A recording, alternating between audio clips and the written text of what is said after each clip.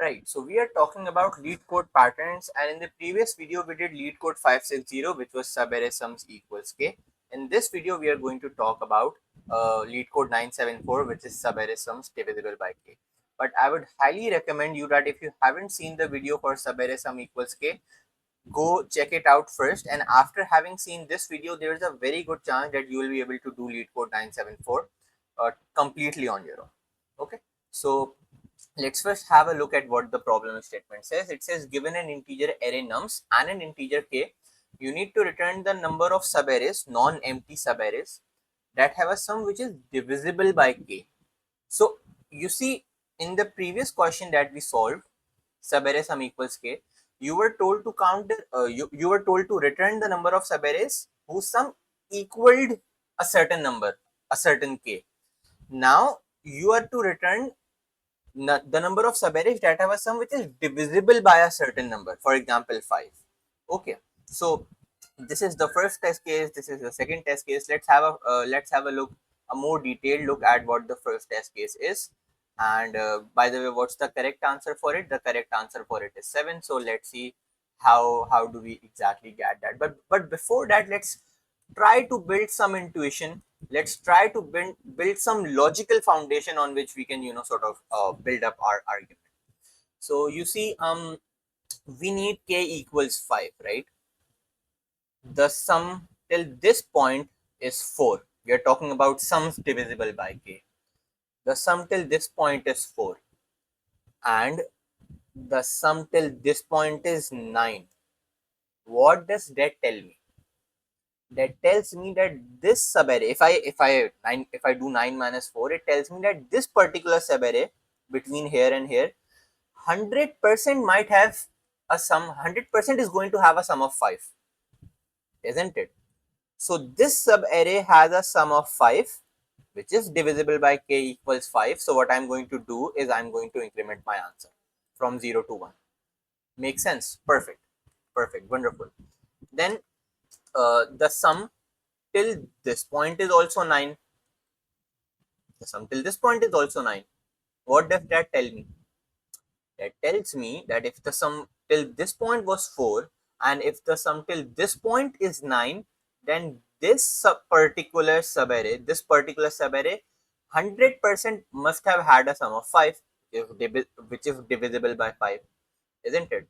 So previously it was just this 5, but now it's going to be this 5 and 0. And if you think about it, you see, if I just take this 0, if I just take this 0, would that count as divisible by k? What do you think? Would that count as divisible by k? Because if I take just this 0, just this 0, right, it leaves a, for example, if you do 0 mod 5, if you do 5 mod 5, it gives you 0, right? Completely divisible.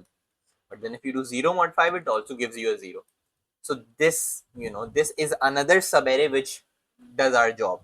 So we have two subarrays at this point, 5 0 and 0 alone as well. So I not only do I need to increment the answer, I need to increment it by 2. Makes sense? I need to increment it by 2. Perfect. Now what I'm actually doing is I'm keeping track of these, of the sum of each of these subarrays. So what would be a good data structure to keep track of these sums? A map would be a perfect data structure, isn't it? So since I'm at this point, initially the sum is 0, right? Because I haven't taken any number.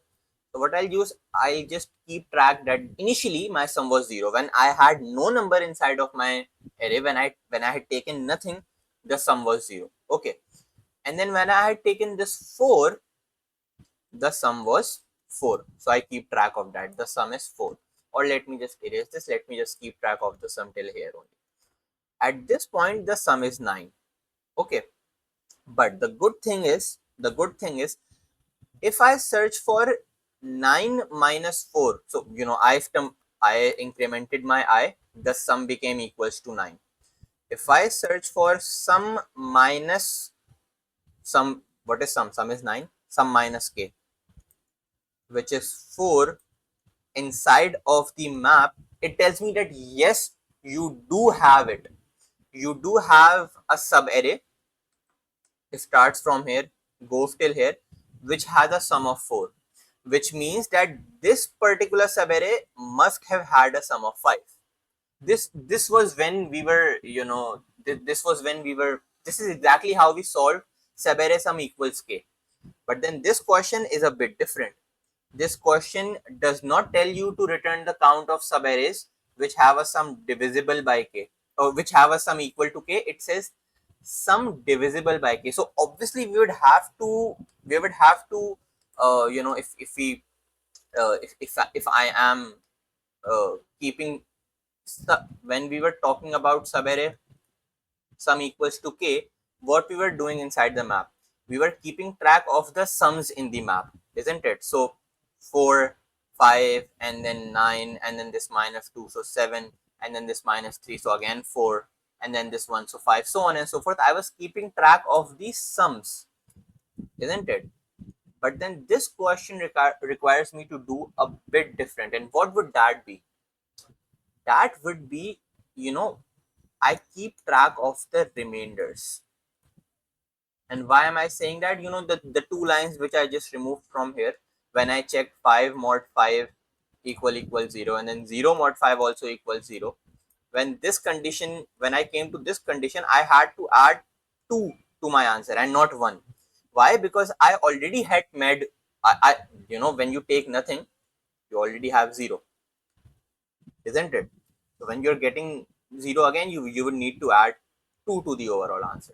So we are going to keep track of the remainders. So let's see. Let's completely dry run this particular approach. Okay.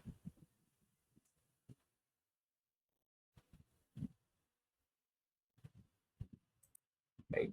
So I am at this position. The sum is 9. When I search for 9 minus 4,